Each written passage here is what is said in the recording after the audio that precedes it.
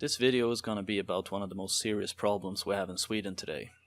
I'm sure you've all heard about our sky-high rape statistics. Well, then you might also have heard that it comes as a direct result of our very stern interpretation of what constitutes rape, but not all of it. There's still a very serious problem when it comes to sexual assaults by refugees in Sweden. Clear cases of sexual attacks by asylum seekers gets brushed under the carpet by Swedish news media. Look at this article, for instance. A man starts groping a 16 and 20-year-old in a public bath and gets charged for sexual harassment.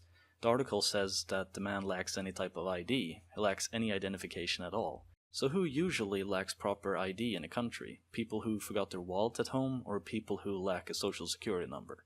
Because for any Swedish citizen, all you need to do is to say your social security number, and bam, there's your ID. And in the case of being accused of such a serious crime as sexual harassment, you are in fact obligated to identify who you are, or else you're gonna find yourself in an even deeper puddle of shit than what you're already standing in. This all goes without saying. Asylum seekers do get an LMA card, but it isn't valid as identification, and it only shows that you're seeking asylum. And it still might have a bullshit name, age, and nationality on it.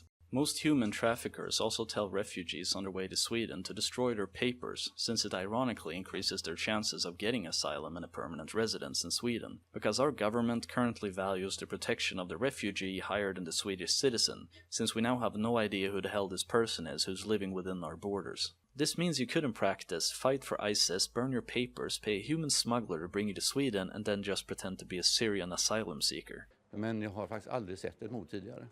Och det fick jag göra den här gången. Med en sån grym så att man till och med en människa som är levande 1,5 minut senare så hänger huvudet i hans hand. I gärningsmannens hand. Mannen med svartvit halsduk är 32-åringen och till höger om honom står 30-åringen i svart huva. So that pretty much is the watertight system that we have in order to protect our citizens in Sweden. Cases like these I've already mentioned aren't even the worst ones I've heard of. In an attack last summer outside of a refugee center, a mother of 2 got brutally raped twice by 2 different refugees only within the time span of about 15 minutes in between the attacks. In the trial, the prosecutor said that the 2 men who raped her, after she'd escaped the first assault, most likely had seen the first rape occur, didn't help her, and then attacked her again as she was fleeing. One of the 3 men involved in the rape was never found. One of the men got jail time and deportation, but one of the shitheads was put in a comfy Swedish prison on the taxpayer's dime, because he was a Syrian and the situation in his home country was just far too dangerous. Jesus Christ. Groups of young men who are recently arrived asylum seekers have been found to on several different occasions be sexually assaulting young Swedish girls. These attacks were carried out at a public bath in Fyrishov in Uppsala, and a clear pattern is seen by those in charge of the public bath, and that is that the assailants are young men who don't know any Swedish at all. I wouldn't be making this video if the only case I ever heard of was what happened in Uppsala in Fyrishov, but then we also have this case. A woman and her daughters got repeatedly harassed by a group of young male refugees, neither who understood their plights in Swedish, telling them to stop and leave them alone. Then when the incident is later written about after the woman told the local press, the newspaper censored the fact that these young men were refugees and just wrote men. Isn't it just very interesting how people who'd otherwise froth with rage upon hearing about a sexual assault being committed by white men against teenagers suddenly pay this excessive amount of attention to everything except the obvious in cases where the perpetrator is a foreigner? In the case of the sexual assaults being done against Swedish girls at the event We Are Stockholm, a Swedish newspaper did their best to murk the events and the reports given by a psychologist who worked for the police, who said that 50 of the sexual assailants were refugees from Afghanistan. Here in this article from Reuters you can clearly read that the police force in Sweden was directly worried that the truth would cause so-called far-right sentiments. Do I need to remind you that far-right in Sweden isn't far-right at all? Liberals in the US could easily be viewed as being far-right leaning in Sweden. And then I'm talking about real liberals, not this social justice retard type. Because if you live in a country that is so insanely left-leaning as Sweden, well then anything is considered far-right, even if you're still center-left compared to other nations.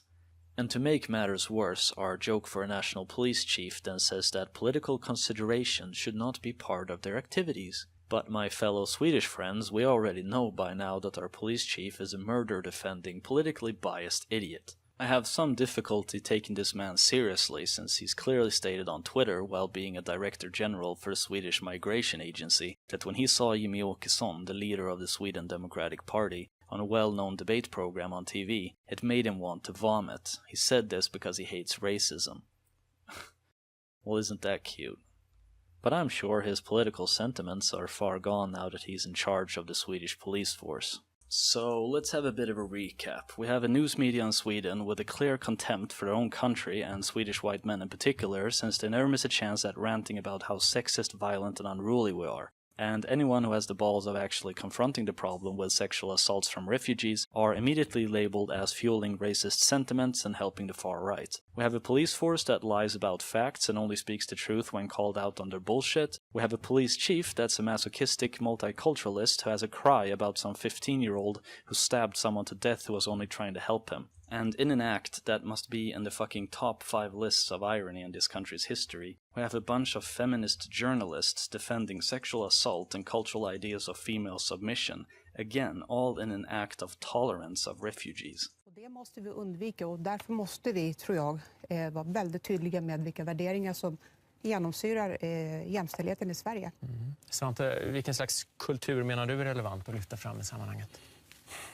Ja, men alltså, det är en svår fråga, men man måste ju konstatera att problemen finns ju överallt. De finns ju i alla länder. Jag kan inte riktigt se varför vi skulle fokusera på andra mäns speciella kultur. Vi kan ju se att det inte är en avgörande riskfaktor för att ägna sig åt sexuellt våld. Utan vi måste ju se att det här är ett problem som gäller alla män. Och om det är någonting vi ska göra så tycker jag att vi ska tänka på vi män som är här nu i Sverige. Vad kan vi göra? Vad ska vi lära oss? Okay, this shit again. Here we go again with this crap. So we need to focus on Swedish men because men from countries with a cultural acceptance for rape just assaulted women here. This is liberal logic at its finest. I couldn't even make this shit up if I tried. Also, where is my goddamn feminist outcry to deport these fuckers? Well, nowhere, of course. Because you see, as usual, when it's about foreigners, Swedish feminist journalists are, for once, mysteriously silent. Their cackling about rape culture ceases for a little while when they realize that they can't just pin these attacks on white men, even though they try, as usual, and they're just too cowardly to confront criminals who come from actual rape cultures. So they puss out while women are getting seriously hurt and just keep flinging shit at white Swedish men and hope that it sticks. Useless. Fucking useless. Swedish feminists truly are the flaccid dicks of social justice. Look at this. Look at this article. This journalist is seriously writing that an organized army of men attacking German women is something concerning men as a whole here in Europe, and that it isn't only about a group of men coming from cultures that treat their women like property. I might be a bit of a cynical asshole, but even I have more faith in humanity than to believe that you can, without any form of brainwashing, sit and defend pedophiles and rapists. But that is what our leftist news media in Sweden is doing right now. They're protecting old men and their child brides who come here. They're protecting groups of refugees who grab kids and teens between their legs under the water in public pools by saying that it's a man problem and it's not a cultural problem. They defend all of this sick shit, and then without any shame they try to smear it on all men. Because, you know, we're just a go-to scapegoat for the left. I mean, this isn't original or new, it's just business as usual. And you get accused of racism for protesting against this because, I mean, when did men otherwise give a shit about women, right? Men caring about their wives, their sisters, mothers, or girlfriends, that's all some shit we just started with last week in order to be able to hate on refugees and get away with it. That more men and women aren't completely raging against these misandrist comments from politicians and journalists is beyond me. It isn't a white male problem, and fuck them for saying that. Leftist journalists are writing and saying that you as a man only care about the women in your life because you want to be able to hate on foreigners, not because you want the women you love to be safe from a type of cultural clash that ends with torn underwear and vaginal bruising. My countrymen here in Sweden, and those of you who face similar disgusting acts of so-called tolerance abroad, don't let this shit go without protest. I'll never understand how people can hate their own nations to the point of defending people from war-torn countries that practice cultural assimilation on its women and girls. Because that's what our leftist news media is doing, and our politicians, our so-called leaders, are saying through their apathy that they don't know any better, and I'm sure they'll stop soon and learn our ways. Well, I'm not going to wait, and neither should you. These cases get covered up, and for each one that's hidden, we're just dodging a serious conversation that we need to have now. So please protest against censorship in the press whenever you see it, because it seriously hurts people. Protest against rapists getting out of jail free cards due to their race. Protest against those defending rapists by excusing them through cultural relativism, because it's disgusting and it's an insult to the victims. Upvote, repost, resist, debate, factually and firmly hang these cultural relativists out to dry. They're not journalists. They're self-hating cowards and rape apologists. Don't let them set the playing field for this debate in your country. Because hiding a problem only makes it permanent, and I'm not going to wait, and neither should you. So take care, and we'll be in touch. Bye-bye.